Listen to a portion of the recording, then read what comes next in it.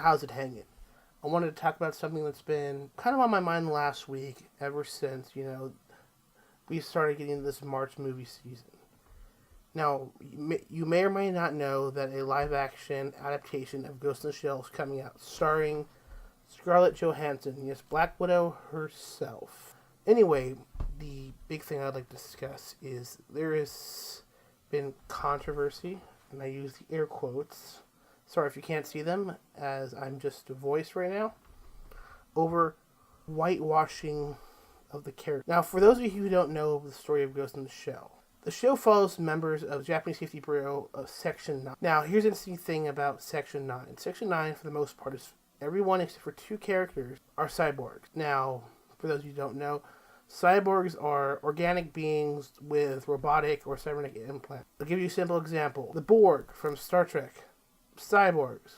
Mr. Data, not a cyborg, he's an android. He's a robot that resembles a humanoid form. Another example, Darth Vader, cyborg.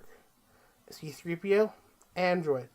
I'm sorry, I had to get that out of the way because I hear people keep referring to Major Makoto Kusanagi as a android. She's a cyborg because she has a human brain. Getting back to it, so the main character of the story, though she's not the main character, as I said, the anime and the anime series follows all of Section 9, or at least certain members of Section 9. She's a full prosthetic cyborg. Now here's the thing, that's why I bring this up. As I said, people are complaining that they're whitewashing the character because her name in Jap is Motoko Kusanagi. But here's the thing, I don't have a big problem. I used to be a huge otaku, or for those if you don't know what that means, weeaboo, or what the fuck. No, I was an otaku. I wasn't that bad. I wasn't a weeb. My big complaint is that I feel like the way Beauty and the Beast has been made, it's just a means to get a cash grab. Now I don't necessarily have a problem with that, because if this works and Ghost in the Shell is financially successful, we could see more anime movies. Cause it's kind of a new market for the U.S. Japan has been adapting their animes and mangas into live action before. We had the Attack on Titan movie. I've heard they're doing a Fullmetal Alchemist movie. They're already catching. Now here's the thing that's interesting. People are complaining about the whitewashing, but in Attack on Titan, they're supposed to be like European, the characters, or because based on their last names, like Eren Yeager sounds German, and let's go with Fullmetal Alchemist, Edward Elric, Alphonse Elric, very European names. The characters are, well, at least Ed is, because he's the only. What's the story? He's the only one who, the two brothers who actually has hair, because Al's trapped in a suit of armor, is blonde. Yeah, he has gold eyes, but that's supposed to. They explain that in the story why. So I find that it annoys me right now is the double standard. Oh, they're taking character based in Asia and making them white. Well, I think that's stupid. Here's why I don't have a problem. She's a cyborg, so cyborgs don't inherently have any ethnicity. Two, there's been a lot of things that have been adapted the other way around.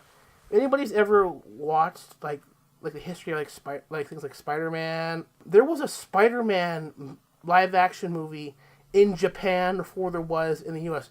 And you know what? The Peter Parker type character was Japanese. You don't see anybody complaining that Peter Parker is Japanese. No, it's fine. That's just them taking our culture. It's fine, but we do it, it's a bad thing. Now, here, would I rather them use an Asian actor? Absolutely. But, am I going to make a big stink and boycott it?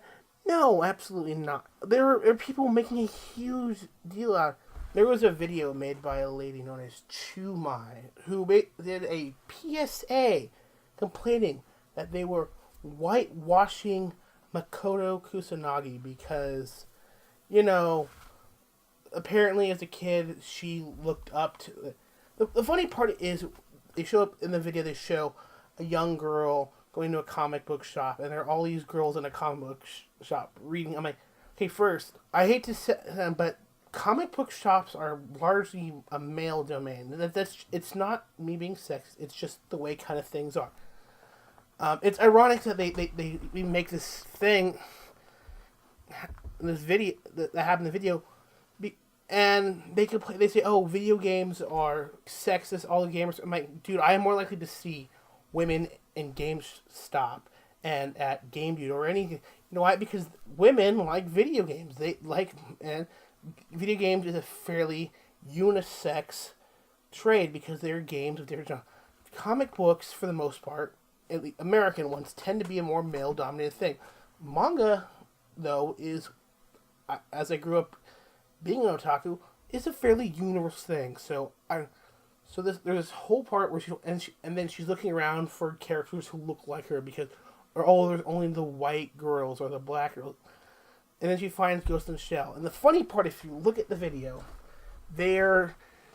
she's got a finger over the mature rating. The manga is a mature rated for a reason. It's got guns, it's got nudity, and the most part, it's got philosophical concepts that are way too fucking beyond someone at the age of 8. There's a huge amount of manga that is specifically at adults. There are two main genres, which are josei, which is targeted typically at women. This is kind of like the romance novel version of manga, and seinen, which are a lot more of the adult male themes. These are things that have violence, nudity, kind of moral gray areas.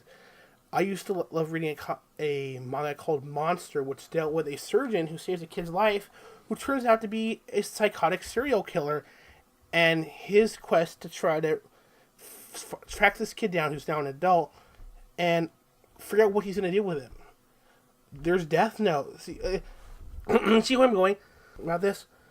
So in the video, it flashes forward to like her as a teenager, and seeing they're making Ghost in the Shell into a live action, and oh no, there's a white girl on the cover.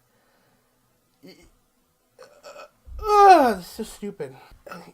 And you know what's interesting? I just looked at the video. I'll show you right here. Here's a screen cap of the video. And if you notice, there are a lot more dislikes to likes. And if the comment section, even there are people going, there's even the first comment, someone says, "Hey, kids should not be reading this."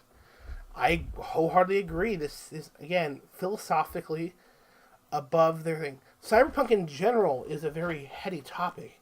It's something that a lot of people, I just say it's a very nerd niche topic. Keep in mind this kind of thing. This is why Cyberpunk isn't a huge or a very mainstream genre. I mean, with the exception of The Matrix, which kind of brought Cyberpunk into the front. And Ghost in the Shell, the original anime movie, and the manga were huge influences to that. So, I think this is utterly ridiculous, and that this person does not know what they're talking about. I honestly think the reason why they are putting Scarlett Johansson in as the lead is because they know it'll sell. You put Scarlett Johansson on something, there's a good chance it'll make funny, even if it's crap. Which I hope the movie's not crap, but it will likely make money. And if you really want them to do have Asians as the properly cast character, then support the movie so there's more money, there's more incentive, and maybe if you are Asian and you want to get into acting, go into acting and audition for the role. Say, hey, I would like to be, play this character. I want to play, Elle in the live action adaptation, the American live adaptation of Death Note, which I hope they don't do because the live action one for Japan was already good enough. But if they do a live action FMA here, or they do a proper DBZ, because God, Dragon Ball Evolution was so bad, and that's why. Anyway, those are my thoughts. If you like this video, give it a thumbs up and subscribe. Leave a comment below, and I'll see you next week. This is Dan, and I will see you later.